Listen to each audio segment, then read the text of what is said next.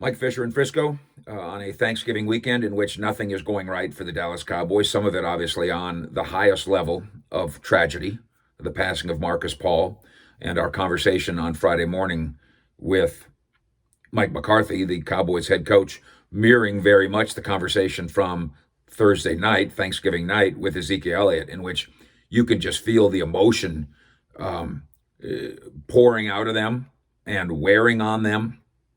McCarthy said on Friday morning that he hasn't done any football business yet. This was at 11:30 on Monday morning because he's been taking care of other issues, Marcus Paul being that other issue, the passing of the strength and conditioning coordinator in recent days, impacting every single thing that the Cowboys are trying to do emotionally, intellectually, physically, and the rest. Now to physically. Zack Martin is on crutches, and that puts, in part, the Cowboys' season on life support. Now, obviously, they're already 3-8 by virtue of the Thanksgiving game. A blowout, as it turned out. Didn't have to be this way, but it did turn out this way, in which Zack Martin, along with the other tackle, Cam Irving, exits early. Now, know this biographically about Zack Martin. He's going to go down as one of the best offensive linemen who ever played. He is a right guard by trade. He is an all-pro there. He's an all-decade player there. And he slips over to tackle a couple games ago, and he's just as good there.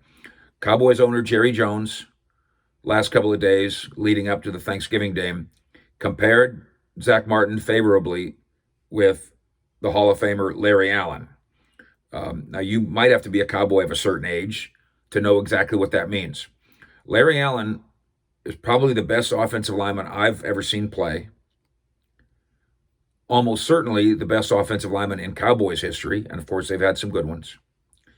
And he might be the best offensive lineman who ever played in the NFL, period. And Zack Martin is right there with him. So now the bad news. And again, the death of Marcus Paul is as awful as it gets. The loss to Washington and what it means in the standings, and really what it means when the Cowboys try to tell themselves in the mirror, no, we're still good. Those two things are meaningful on different levels. Here's another level. Zack Martin's calf injury is a multiple week injury. Jerry Jones, the Cowboys owner, on 105.3 The Fan earlier on Friday, saying he doesn't know how long, but he knows this is something that's going to linger. By the way, that goes for Cam Irving as well. So there's your two starting tackles from the Washington game, who were there to play in place of the two starting tackles that are supposed to be there. Another All-Pro and probable future Hall of Famer, of course, is Tyron Smith, the left tackle. He'd been unavailable for months. Lyle Collins never did allow himself to be available. Hip surgery for Lyle Collins, of course. Neck surgery for Tyron Smith, and we'll see them next year, hopefully. We might have to wait a while to see Zack Martin, too. A multiple week injury for Zack Martin on crutches, in an air cast, and in street clothes. Probably lucky that it's only a calf injury. Theoretically, it could have been something much, much worse. Here's the problem. Not on the same level as some of the other problems and sad events we've discussed, but significant nevertheless when we turn to football. And it's not that the Cowboys' offensive line, without both Cam Irving and Zack Martin, didn't hold up okay. I think you can argue they held up okay, given the circumstances.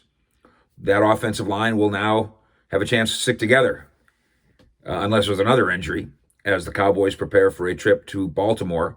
By the way, a trip that nobody knows exactly when that game might be played because of the Ravens COVID situation, which jacked up their Thursday plans to play the Steelers. Pittsburgh, by the way, not very happy about it. Steelers wondering, why do we keep having to wait when other teams get sick? Why don't you just get the 3 sick guys out of there and let's play the game? And they've got a point. But in the meantime, Cowboys will take a couple days off here That's the plan. They are certainly hoping, I think, for multiple reasons, that the Thursday game, that's the Baltimore home game scheduled against Dallas, gets backed up. And it would make sense for Baltimore because their Thursday Thanksgiving game is going to get backed up to Sunday against the Steelers. So maybe forget the fancy Thursday games and give teams a chance to rest and get healthy. And in the Cowboys' case, get emotionally healthy. Mike McCarthy saying he'd like to find a way to give his team a couple days off, that after the Marcus Paul situation, that they need it.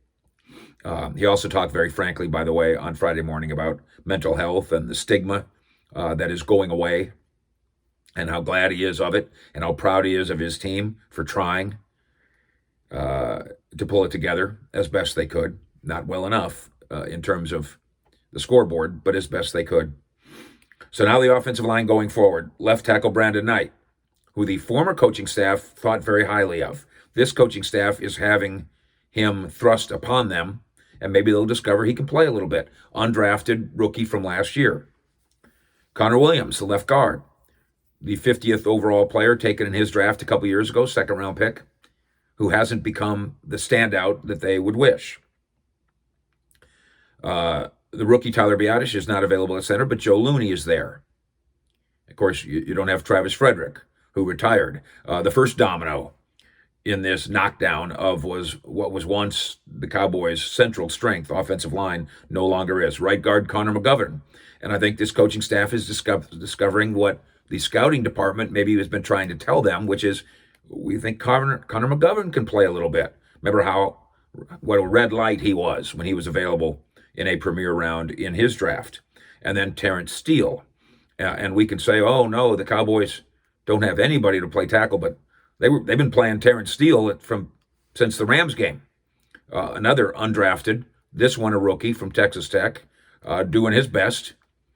And maybe his best will be good enough, but it won't be Zack Martin. Thanksgiving marks the third game this season that has seen Zack Martin have to exit due to injury. The three results, these are stunning numbers. A 25-3 loss at Washington when Zack Martin couldn't play the entire game. A 38-10 loss to the Arizona Cardinals when Zack Martin couldn't play the entire game. And then this debacle, 41-16, because Zack Martin played a few plays on the first series and then couldn't go no more. The combined scores of games in which the All-Pro Zack Martin this year does not finish is Bad Guys 104, Cowboys 29. I know quarterback matters, and Dak Prescott might have made a big difference here. And in some of these games, Andy Dalton got knocked out one of these games. And quarterback is the most important thing. Really, had Dak Prescott not gotten hurt, this whole season might have a different complexion to it. But I'm here to argue that had Zack Martin not gotten hurt in these three times, that the season might have a difference to it too. That Dak Prescott might have been the MVP, but Zack Martin might have been the best player, as he so often has been in his Cowboys career. So Jerry's right when he says about Dallas injuries from Dak Prescott on down, in a matter of speaking, we've gotten a little numb to that. They have gotten a little numb to injuries. Injuries in the secondary, causing safeties to have to play cornerback. Injuries at quarterback to cause them to have to bring in street free agents and let them start. And most of all, injuries in the offensive line that have turned this thing upside down. But 104-29 when Zack Martin can't finish, that suggests that the Dallas Cowboys cannot win if Zack Martin cannot stand. Thank you for subscribing to what we do. I hope you have, despite the Cowboys' woes, a happy and warm and lovely and safe Thanksgiving.